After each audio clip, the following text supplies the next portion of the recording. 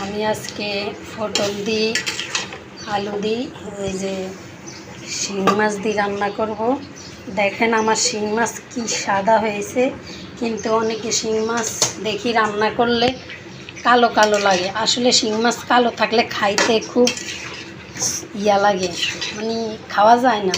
তো আপনারা যারা শিং মাছ মানে কালোটা উঠাইতে পারেন না, গোশতে কষ্ট হয়, তাহলে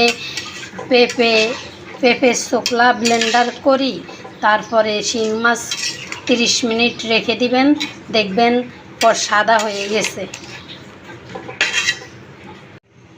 এই তো আমার তরকারি, আমি এখন এই যে মাছ দিয়ে দিলাম।